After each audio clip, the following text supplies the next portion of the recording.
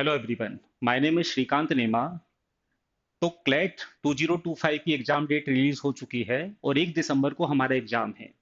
और बच्चे, जैसे हम देख रहे हैं कि आज जुलाई के लगभग 4 to 5 डेज हमारे पास रिमेनिंग है, मतलब ऑलमोस्ट जुलाई एंडिंग पे है। तो हमारे पास बचता है अगस्त, सितंबर, अक्टूबर और नवंबर। तो ऑलमोस्ट 4 मंथ हमारे पास जो है, तो हम इन 4 मंथ में हमारी क्या प्लानिंग होनी चाहिए, क्या स्ट्रेटेजी होनी चाहिए क्यूटी में, ताकि हम 12 आउट ऑफ 12 मार्क्स लेके आ पाए या फिर 10 आउट ऑफ 12 मार्क्स लेके आ पाए। अब यहाँ पे हमारे पास दो टाइप के बच्चे होंगे।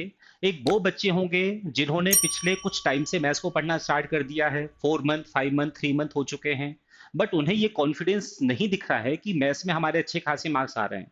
जब हम मॉक अटेम्प्ट करते हैं तो वहां पे डीआई हमसे अच्छे से नहीं बन पा रहा है, या फिर कंसेप्ट हमें थोड़ा सा वीक लग रहा है। तो उनके लिए भी ये वीडियो बहुत काम का होने वाला है कि जो कॉन्फिडेंस अभी तक मैथ्स में आपको नहीं आया है, जो मार्क्स आपको मॉक में नहीं दिख रहे हैं, वो मार्क्स हम कैसे गेन कर सकते हैं। 90%, 95%, 100% मार्क्स हम कैसे ला पा सकते हैं। और दूसरे यहाँ पर वो टाइप के बच्चे होंगे जिन्होंने अभी तक मैथ्स को स्टार्ट ही नहीं किया है। इसका रीजन यदि उनसे पूछा जाए तो वो कई बार ये बोलते हैं बच्चे कि मैथ्स का वेटेज सर ओनली 10% है। 90% जो चार सब्जेक्ट हमारे वेटेज रखते हैं, क्यों ना हम उन पे ज्यादा काम करें। तो बेटा, ये गलती यदि आप करते हैं तो ये आपकी बहुत बड़ी ब्लंडर मिस्टेक हो सकती है। यदि हम लास्ट ईयर के पेपर की बात करें या फिर लास्ट 4-5 ईयर के पेपर की बात करें, तो जिन बच्चों ने आउट ऑफ 100 रैंक लेके आए हैं, उनमें सभी में कॉमन चीज ये देखी गई है कि उन्होंने क्यूटी में मैथ्स में 95% से 100% अटेम्प्ट किए हैं। तो मैथ्स एक ऐसा सब्जेक्ट होता है जिसमें यदि आप थोड़ा सा भी काम कर लोगे ना बेटा, तो आप 100% वहां पे मार्क्स लेके आ सकते हो। मैथ्स में डीआई आता है, डेटा इंटरप्रिटेशन आता है। और जो भी हमारा सिलेबस है वो आपके पहले से टच में होता है। 10th तक का सिलेबस है, ये सभी को पता होता है। परसेंट होता है, रेशो होता है, एवरेज होता है। ये ऑलमोस्ट इन्हीं पे डीआई डिपेंड करते हैं। तो सिलेबस भी लिमिटेड है, और यदि हम थोड़ा सा इस पे अच्छे से मेहनत कर लें, अच्छे से इन चैप्टरों को हम अच्छे से मतलब कंसेप्ट इनका क्लियर कर लें, तो इससे रिलेटेड जो डीआई आने वाला है वो हम बहुत अच्छे से कर सकते हैं। और डीआई में अच्छी बात ये होती है कि एक यदि पूरा डीआई आपका अरेंज हो गया, पूरा आपने डिकोड किया, पूरा सॉल्व किया, तो उससे रिलेटेड जो 5 to 6 क्वेश्चन होते हैं वो भी हम बहुत अच्छे से दे सकते हैं। तो मैथ्स श्योरिटी वाला सब्जेक्ट होता है जो श्योर श्योर मार्क्स हमें देता है ना। तो मैथ्स को यदि आप स्किप कर रहे हैं तो ये बहुत बड़ी आपकी गलती, बहुत बड़ी मिस्टेक हो सकती है, ठीक है। पिछले साल जैसे मैंने बताया कि बहुत सारा जो डिफरेंस क्रिएट होता है, एक बच्चा एनयू ले पाता है, एक नहीं ले पाता, तो कहीं ना कहीं मैथ्स एक ऐसा सब्जेक्ट है जो इस डिफरेंस को कम कर देता है, हमारी रैंक को बूस्ट कर देता है ना। एक गेम चेंजर जो सब्जेक्ट हो सकता है वो मैथ्स हो सकता है। तो अब क्वेश्चन वही है कि सर यदि 4 मंथ हमारे पास बचे हैं और आज से यदि हम जीरो लेवल से मैथ्स को स्टार्ट करते हैं, तो क्या हम ये कर सकते हैं कि हम 70-80% मार्क्स लेके आ पाए। तो बेटा, इसका आंसर भी यस होगा। यदि आज से आप यदि सिस्टम से प्लानिंग से चलेंगे, तो आप मैथ्स में अच्छे खासे मार्क्स लेके आ सकते हैं। बट उसके लिए आपको जो प्लानिंग मैं आपको बता रहा हूँ, आज का जो वीडियो होने वाला है वो इसी टॉपिक पे हमारा बेस होगा कि लास्ट के जो 4 मंथ है ना, अप्रॉक्स 4 मंथ ही हम कहेंगे, जुलाई लगभग एंडिंग पे है ना। तो हम क्या करें ताकि हम अच्छा खासा मार्क्स लेके आ पाए। तो डरना हमें बिल्कुल नहीं है। हर चीज यदि आप ऑनेस्टली करोगे, पूरा 100% इफिशियंसी के साथ करोगे, तो अभी भी बहुत कम टाइम नहीं बचा है। इतना टाइम हमारे पास है कि हम अच्छा खासा रैंक लेके आ सकते हैं। इसके लिए बस आपको प्लानिंग से चलना पड़ेगा। तो वही प्लानिंग आज हम वीडियो में, सेशन में आपके साथ शेयर करेंगे। सबसे पहले यदि हम जुलाई की बात करें बेटा, तो जुलाई का लगभग टाइम ऑलमोस्ट जुलाई एंडिंग पे ही है ना। काउंटडाउन स्टार्ट हो चुका है। हमारे पास लगभग 4 मंथ है, तो जुलाई का जो टाइम है, 4 to 5 डेज जो भी आपके पास होगा, उसका भी हम यूज कैसे करेंगे। मैथ्स में सबसे मेन चीज होती है बेटा कैलकुलेशन। यदि कैलकुलेशन आपकी वीक है ना, तो मैथ्स आपका कभी भी अच्छा हो ही नहीं सकता। आज प्रेजेंट टाइम ये है कि बनने से ज्यादा जरूरी होता है टाइम पे बनना। क्योंकि पिछली बार क्या होता था, पिछले सालों में क्या होता था कि बच्चे को यदि चीजें बनती हैं तो वो सिलेक्शन ले लेता था। बट आज कंपटीशन लगातार बढ़ रहा है, तो बनने के साथ जरूरी है टाइम पे बनना। और वो तभी पॉसिबल है जब आपकी क्या ठीक होगी सर, बेसिक कैलकुलेशन आपकी बहुत अच्छी होगी। तो जो 4 से 5 डेज है, इस पे बेसिक कंसेप्ट हमें मजबूत करना है। सबसे मेन चीज है हमें कैलकुलेशन को स्ट्रॉन्ग करना है। इसके लिए आपको टेबल बहुत अच्छे से याद होने चाहिए, स्कोर याद होने चाहिए, है ना। टेबल 1 से 30 तक यदि याद करते हो तो बहुत ज्यादा बेनिफिशियल आपके लिए हो जाएगा। बहुत अच्छी कैलकुलेशन आप बहुत जल्दी समय में कर सकते हो। सेकंड, आप स्कोर याद कर लो बेटा 30 तक, है ना। और क्यों आपको 20 तक याद करना है, ये सफिशिएंट है। इनके ऊपर यदि जा पा रहे हो आप तो बहुत अच्छी बात है, बट इतना तो हमें याद होना ही चाहिए, ठीक है। सेकंड चीज, जब आप ये चीजें याद करते हो ना, इसके बाद हम सीधे मूव करेंगे बेटा परसेंटेज पे। परसेंटेज अभी हमें क्या सीखना है, परसेंट का बेसिक कंसेप्ट सीखना है कि परसेंट कैलकुलेशन कैसे होती है। कि जब किसी नंबर का सिंपल हमें यदि 10% ही निकालना है, 33 1/3% ही निकालना है, तो बच्चे पूरा पूरा लिखते हैं। छोटा छोटा परसेंट निकालने में हम पूरा कैलकुलेशन करते हैं, पूरा लिखते हैं। तो बेटा ओरल करने की आदत डालो कि परसेंट जो कैलकुलेशन है ना, यदि इजी है 20%, 21%, 50, 25, तो आप इसको ओरली निकालना सीखो। परसेंट टू फ्रैक्शन इसके लिए बहुत आपके हेल्पफुल होता है।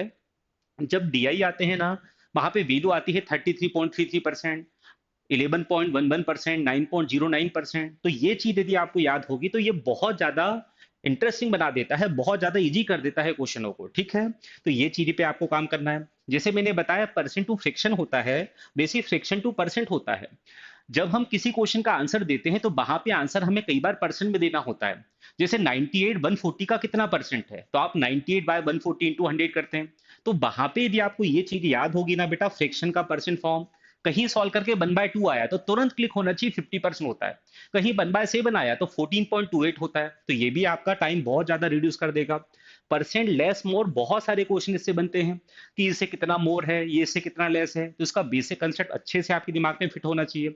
और परसेंट का जब कंपेरिजन होता है, कोई डीआई में लाइन आती है, सेंटेंस आता है कि ए इज 33 1/3% मोर देन बी, है ना, तो तुरंत क्लिक होना चाहिए कि 1/3 में 3 जो है वो बी है, ए जो है मोर है, मतलब 4 होगा।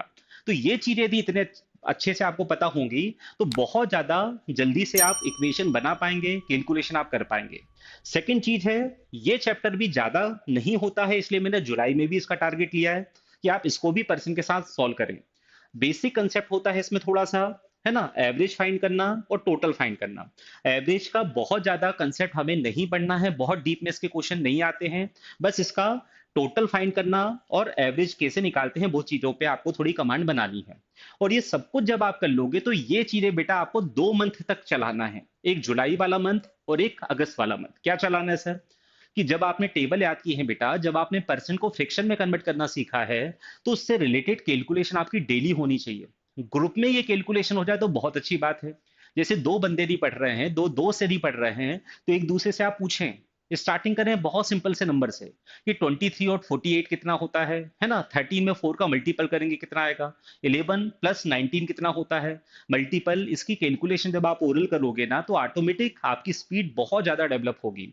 तो ये चीजें आपको डेली 15 से 20 minute mind calculation, oral calculation करना है, ताकि हर वो छोटी छोटी चीज जो हम लिख के करते हैं वो हम ओरल कर पाए। और ओरल तभी कर पाओगे जब उसकी प्रैक्टिस आप करोगे। तो 15 से 20 मिनट आपको डेली निकालना है ना। और ये बहुत एक गेम टाइप का आपका हो भी सकता है, यदि दो लोग करेंगे इसको, दो दोस्त करेंगे, तो एक दूसरे से पूछ रहा है, दूसरा पहले से पूछ रहा है, तो एक तरीके से आपका थोड़ा सा जो पढ़ाई का एटमॉस्फेयर है ना वो भी चेंज होगा। मतलब खेल खेल में आपकी कैलकुलेशन अच्छी हो जाएगी। ठीक है, चल अब ये टाइम हमारा जुलाई का कम था, तो जुलाई में इतनी ही चीजें हैं। अब हम मूव करते हैं कि अगस्त में सर हम क्या करेंगे। तो अगस्त जब स्टार्ट होगा, लगभग अगस्त में हमारे पास पूरे 30 डेज होंगे, 31 डेज होंगे। तो पहले, सबसे पहले आपको बेटा रेशो प्रपोर्शन पे काम करना है ना। रेशो प्रपोर्शन में रेशो को कंपेयर करना, दो रेशो को मर्ज करना, है ना, रेशो को डिवाइड करना।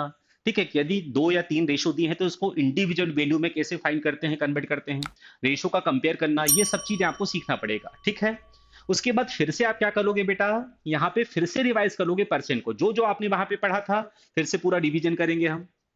रेशो अच्छा कर लिया हमने, 3 से 4 दिन रेशो में दे दिए, 2 या 3 दिन दे दिए, और फिर 3 4 से 4 दिन आपने काय में दिए बेटा, परसेंटेज में दिए। और यहां पर इसके आपको वन लाइनर भी सॉल्व करना है। बहुत ज्यादा नहीं करना, बट कुछ कुछ वन लाइनर आपको परसेंट के सॉल्व करना है। इसके बाद आप क्या करोगे, मैक्स टू मैक्स आपने यहाँ पे टोटल 5 डेज देना है ना। स्टार्टिंग के 5 डेज आपको इस पे देना है, और बाकी जो 25 डेज हमारे पास बचेंगे उसमें केबल और केबल आपको बेटा डीआई करना है। और कौन सा डीआई करना है, related to percent and ratio. CLAT का यदि हम थोड़ा सा हिस्ट्री देखें, इतिहास देखें, तो पिछले 5 सालों में क्लेट ने जब से डीआई पूछा है, तो 90% जो डीआई अभी तक पूछा गया है वो परसेंट और रेशो पे है। तो अगस्त का पूरा जो मंथ होगा, जब आपका परसेंट ठीक हो गया, थोड़ी सी कैलकुलेशन आपकी अच्छी हो गई, रेशो आपने पढ़ लिया, एवरेज का कंसेप्ट आपके पास है, तो फिर आप केवल क्या करोगे बेटा, डीआई करोगे, जिसमें परसेंटेज का और रेशो का यूज होगा। इसमें कौन से डीआई आते हैं, सारे हमारे जो कैसलेट डीआई होते हैं, वेन डायग्राम होते हैं, ग्राफ बेस्ड डीआई होते हैं, जैसे लाइन ग्राफ हुआ, पाई चार्ट हुआ, वो भी आप कर सकते हो। क्लैट इतने ज्यादा नहीं पूछता है, बट बेसिक कंसेप्ट आपको यहाँ पे मजबूत होगा, कैलकुलेशन आपकी स्ट्रांग होगी, डीआई की अंडरस्टैंडिंग आपकी डेवलप होगी। इसलिए हर टाइप का जो डीआई है परसेंट रेशो से रिलेटेड, वो आपको यहाँ पे अगस्त मंथ में करना है और पूरा 25 डेज उसमें देना है। और डेली टारगेट सेट करना कि मिनिमम, है ना, देखो यदि हम बाकी सब्जेक्ट को भी देख लें तो उस पर भी हमको टाइम देना है। तो बेटा हर डे आपका मिनिमम 1 आवर तो जाना चाहिए मैथ्स में। और 1 आवर जब आप सॉल्व करोगे तो एटलीस्ट आप टारगेट लेना कि 3 सेट आपके डीआई के सॉल्व होना स्टार्ट हो जाए। 2 to 3 सेट, जिसकी स्पीड थोड़ी स्लो है वो 2 भी कर सकता है, बट 2 से 3 सेट होने ही चाहिए बेटा, ठीक है। ये अगस्त मंथ की बात कर रहे हैं। और जब इतने सारे डीआई आप कर लोगे ना, तो अलग ही एक कॉन्फिडेंस आपके सामने फील होगा, मतलब आपको अच्छा लगेगा कि यार हमसे कुछ कुछ मैथ्स बनने लगा है, ठीक है। अब बात सर अगले मंथ की यदि अपन करें, सितंबर पे आते हैं। तो जैसे ही सितंबर स्टार्ट होगा, हमें एक बात ये पता है बेटा कि जो भी हमारे चैप्टर है ना मैथ्स के, वो 2 मेन चैप्टर से डिवाइडेड हैं। पहला हमारा मेन चैप्टर परसेंट है और दूसरा हमारा main chapter ratio and proportion है। तो जैसे ही हम अगस्त को एंड करके सितंबर पे आएंगे, ठीक है, तो अब क्या करना है सर। सर एक डाउट जो आपने बोला कि मैक्सिमम 90% डीआई जो है ना बेटा, वो परसेंट रेशो पे बेस आते हैं, बट क्लैट का हम कुछ भरोसा नहीं कर सकते, क्लैट कब कौन सा डीआई पूछ ले। तो हमें जो अर्थमेटिक है उससे रिलेटेड चैप्टर, उससे रिलेटेड डीआई भी सॉल्व करना है। तो सितंबर जो मंथ होगा हमारा, हम उसमें क्या करेंगे, है ना, हम सबसे पहले अर्थमेटिक के चैप्टर को थोड़ा सा रिवाइज करेंगे। और पहले नंबर पे जो रिलेटेड टू परसेंटेज चैप्टर है, किस कौन से चैप्टर रिलेटेड है देखो आप देखते हैं। तो परसेंट का सबसे पहले आपको पूरा कंसेप्ट रिवीजन करना है। बार बार मैं परसेंट बोल रहा हूं, बार बार मैं रेशो बोलूंगा, क्यों? क्योंकि परसेंट रेशो बहुत ज्यादा कोर चैप्टर है बेटा पूरे क्यूटी के। तो आपको पूरा परसेंट का अच्छे से रिवीजन करना है। और परसेंट के बाद उससे जो रिलेटेड टॉपिक हैं सर, प्रॉफिट एंड लॉस है, एमआरपी एंड डिस्काउंट भी होता है, सिंपल इंटरेस्ट होता है और कंपाउंड इंटरेस्ट होता है। ये चारों चैप्टर आपको अच्छे से कर लेना है। अब इन चैप्टर का क्या करना है सर, बहुत ज्यादा काम करना है क्या? नहीं सर, इन चैप्टर का बेटा आपको बेसिक कंसेप्ट क्लियर करना है। जैसे जब प्रॉफिट लॉस की बात आएगी तो वहां पे प्रॉफिट क्या है, लॉस क्या है, कॉस्ट प्राइस क्या है, सेलिंग प्राइस क्या है, एमआरपी क्या है, डिस्काउंट क्या है, सक्सेसिव डिस्काउंट कैसे होते हैं, ये जो जो कंसेप्ट यूज होते हैं ना, उसका बेसिक कंसेप्ट आना चाहिए। और बहुत ज्यादा वन लाइन नहीं करना है, ले देके आपको 4 to 5, है ना, एक कंसेप्ट देखा उससे रिलेटेड एक क्वेश्चन कर लिया। आपको फिर ये करना है, जब कंसेप्ट वन लाइनर नहीं करना, कंसेप्ट क्लियर होने के बाद तो फिर क्या करना है सर, तो आपको बेटा डीआई लगाना है। जैसे आपने मान लो क्या किया, प्रॉफिट एंड लॉस को एक दिन पढ़ा। अब एक दिन तो आपने प्रॉफिट लॉस का अच्छा बेसिक क्लियर किया, हर टर्मिनोलॉजी क्लियर हो गई। उसके बाद फिर हम 2 डेज बेटा क्या लगाएंगे सर, 2 दिन हम उसका लगाएंगे डीआई। एक दिन चैप्टर, 2 दिन डीआई। फिर हमने अगले दिन क्या पढ़ा, एमआरपी डिस्काउंट पढ़ा, इसी में रिलेटेड है। हालांकि डीआई में वो भी कवर हो जाएगा। फिर हमने अगली बार में सिंपल इंटरेस्ट पढ़ा, एक दिन सिंपल इंटरेस्ट पढ़ा, पूरा कंसेप्ट क्लियर किया, फिर लगातार 2 दिन तक इससे रिलेटेड डीआई लगाएंगे। फिर हमने क्या किया बेटा, कंपाउंड इंटरेस्ट पढ़ा, है ना, इसमें हम 1 से 2 दिन दे सकते हैं क्योंकि ये थोड़ा बड़ा चैप्टर है, और फिर 2 दिन इसके हम डीआई लगाएंगे। तो ये चीजें आप करोगे कि चैप्टर एक दिन पढ़ो और नेक्स्ट 2 डेज तक उसके डीआई लगाओ। इससे ये सारे चैप्टर का कंसेप्ट जो है बहुत अच्छे से आपको क्लियर होगा। फिर क्या होगा सर, अब अगस्त में, सितंबर में सॉरी, हमने क्या किया, ये हमने कवर कर लिया। फिर हम उसमें क्या करेंगे, जो मिसलेनियस चैप्टर हैं, जैसे मेंसुरेशन की बात करें, तो क्लैट 2020 जब डीआई आना स्टार्ट हुआ था, वहां पे 2 पैसेज ऐसे थे जो मेंसुरेशन पे बेस्ड थे। तो वही काम है, मेंसुरेशन में फार्मूले मेन होते हैं, तो हम एक दिन पूरे अच्छे से 2D के फार्मूले रिवीजन करें, नेक्स्ट से अच्छे से 3D पढ़ें, है ना। और उसके बाद फिर हम क्या करेंगे, रेगुलर 2 डेज तक इसके डीआई लगाएंगे जो मेंसुरेशन पे बेस होने वाले हैं। सेम प्रोबेबिलिटी आपने एक दिन पढ़ा, फिर 2 दिन आपने डीआई लगाया, फिर आपने परम्यूटेशन कॉम्बिनेशन पढ़ा और 2 दिन आपने डीआई लगाया। तो इस तरीके से जब आप चलोगे, डीआई पे ज्यादा काम करना है आपका। जितना क्यूटी में अब टाइम होने वाला है ना आने वाले 4 मंथ में, मैं कहूंगा कि 80% टाइम आप डीआई में देंगे बेटा, ठीक है। वन लाइनर जो है बहुत लिमिटेड करना है, कंसेप्ट थोड़े से क्लियर होने के लिए करना है, बाकी ज्यादा जो प्रैक्टिस आप करोगे वो हमेशा डेटा इंटरप्रिटेशन से आप करोगे, ठीक है। तो ये चीजें होगी सर सितंबर में। इसके बाद जब हम अक्टूबर पे आएंगे तो सर यहाँ पर फिर से अर्थमेटिक के चैप्टर कुछ बच गए। कौन से बच गए sir, related to ratio and proportion. तो रेशो प्रोपोर्शन का पहले पूरा रिवीजन किया आपने एक दिन तक, फिर उसके बाद आपने पार्टनरशिप लगाया एक दिन, अगले दिन आपने एज लगाया, फिर पार्टनरशिप लगाने के बाद 2 दिन डीआई करना है, वो तो चल ही रहा है। फिर एज लगाया, फिर इससे रिलेटेड डीआई करना है। मिक्सचर एलिगेशन आपने लगाया, इसका डीआई फिर करना है। टाइम इन वर्क आपने लगाया, इसका डीआई करना है। टाइम इन डिस्टेंस लगाया, इसका डीआई करना है, ठीक है। तो चैप्टर पढ़ा, चैप्टर का डीआई लगाया। अब आप में से एक बच्चा ये भी बोल सकता है सर ज्यादातर क्वेश्चन जो है परसेंट और रेशो पे बेस आते हैं, तो फिर ये हम क्यों करेंगे? तो बेटा जब आप मिक्सचर एलिगेशन का क्वेश्चन करते हो ना, डीआई लगाते हो, तो वहां भी परसेंट का रेशो का कंसेप्ट आता ही है। Percent and ratio is a core chapter. ऐसा कोई डीआई नहीं होता, चाहे वो अर्थमेटिक वाला हो चाहे वो नॉर्मल हो, जिसमें परसेंट रेशो का यूज ना होता हो। तो हर चीज में परसेंट रेशो तो लग ही रहा है, तो पहले वो आपको बहुत अच्छा कर लेना है। और फिर ये चैप्टर आप पढ़ोगे, इसके साथ साथ में डीआई लगाओगे, तो अर्थमेटिक के जो चैप्टर हैं वो भी आपके अच्छे से रिवाइज हो रहे हैं, उसका कंसेप्ट भी आपके दिमाग में बैठ जा रहा है। ठीक है बात? चलो, अक्टूबर के बाद आता है बेटा नवंबर। अब हमने पिछले 3 महीने मतलब अगस्त में हमने काय पे काम किया? बेसिक पे काम किया, बेसिक परसेंट रेशो पे काम किया, हमने डीआई लगाया। हमने सितंबर और अक्टूबर में अर्थमेटिक चैप्टर का भी रिवीजन किया और उसके बाद हमने डीआई लगाया।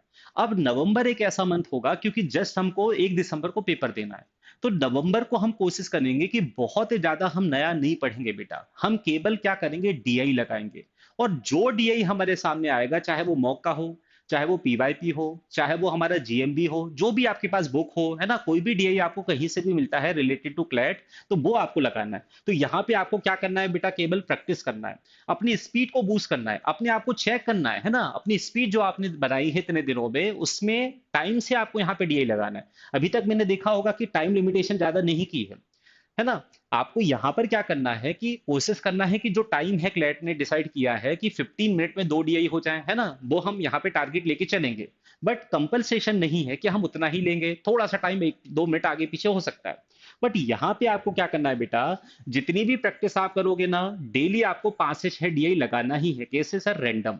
चाहे वो पीवाईपी हो, प्रीवियस ईयर पेपर हो, चाहे वो सैंपल पेपर हो, क्लैट जो है सैंपल पेपर भी रिलीज करता है ना। आरएसएम हमारी जो होती है उससे भी आप कर सकते हो, जो एलई वाले बच्चे हैं उनके पास आरएसएम्स होती है, या फिर जो भी बच्चा इस वीडियो को देखेगा उसके पास भी बुक्स होती हैं अपने इंस्टीट्यूट की, या फिर सेल्फ बुक्स होती हैं, तो वहां से आप डीए लगाओगे। मॉक जितने आपने अभी तक लिए हैं, जो टेस्ट सीरीज आपने परचेस की होगी, मॉक जो आप देते हैं, आपके पास उसका पूरा अरेंजमेंट होगा, है ना, पूरे सारे डीआई के सेट होंगे, तो उसमें से आपको लगाना है। जीएमबी यदि आपके पास है तो वो लगाना है। और यहाँ पे आपको ध्यान रखना है बेटा, टाइमिंग के साथ लगाना है। हर डीआई में आप 7 to 8 मिनट लेके चलेंगे कि 7 to 8 मिनट में आपका डीआई होना चाहिए। कोई डीआई काफी लेंदी है तो आप इसको थोड़ा सा टाइम इंक्रीज भी कर सकते हैं, 7 to 10 मिनट कर सकते हैं। बट यदि कोई 4 to 5 6 लाइन का डीआई है, तो कोशिश करो 7 to 8 मिनट में हो जाए। तो ये चीज यदि आप करोगे ना, तो यहाँ पे फिर आपकी फुल स्पीड में प्रैक्टिस भी होनी स्टार्ट हो जाएगी। और इस सिस्टम से आप चलोगे ना बेटा, तो आपके सारे चैप्टर 4-5 मंथ में, क्योंकि देखो क्यूटी का जो सिलेबस है ना वो बहुत ब्रॉड नहीं है, ले दे के हम देखें तो रिलेटेड है सारे चैप्टर परसेंट और रेशो से। और वो यदि आपके ठीक है ना, तो बाकी चैप्टर में आपको हेल्प मिलेगी ही। तो जो मैंने आज प्लानिंग आपको थोड़ी समझाई है, इस हिसाब से यदि आप चलते हो ना बेटा, तो हम अच्छा खासा स्कोर लेके आ सकते हैं, है ना, ये प्लानिंग के साथ यदि हम चलते हैं तो। इसके अलावा यदि हम देखें तो हमारा सुपर 30 का जो बैच है, जिसके टेस्टेस यहाँ पे आप देख रहे हैं हो रहे हैं। और इसके अलावा हमारा एक जो है बैच बनता है किसका, क्लैट का, ठीक है। क्लैट का जो सॉरी बूट कैंप होने वाला है, ये बूट कैंप कब होने वाला है बेटा, 7 to 11 अगस्त होने वाला है, जिसका टाइमिंग होगा 9 से 9 PM तक। तो ये भोपाल में हमारे सेंटर पे होने वाला है। आप ज्यादा से ज्यादा बच्चे इसमें आ सकते हैं, और बहुत ज्यादा चेंजेस, बहुत ज्यादा चीजें आप यहाँ पे सीखेंगे। और कई चीजें ऐसी होती हैं जो हम सेल्फ जब प्रैक्टिस करते हैं तब हम नहीं देख पाते, बट जब बच्चों के साथ हमें माहौल मिलता है, तो बूट कैंप में हम यही करने वाले हैं, है ना, कि किस तरीके से हम स्कोर को बढ़ाएं, किस तरीके से हम क्वेश्चन को सॉल्व करें, तो ये भी आप देख सकते हैं। तो उम्मीद है कि आज की जो प्लानिंग है, लास्ट 4 मंथ की जो हमारी स्ट्रेटेजी है, प्लानिंग है क्यूटी से रिलेटेड, उसको थोड़ा आपने समझा होगा। और उस पर यदि आप काम स्टार्ट करते हैं बेटा, तो डेफिनेटली हम अच्छा खासा इसको लेके आ सकते हैं। ठीक है, चलिए, तो उम्मीद है आप इस पे काम करेंगे। Thank you so much.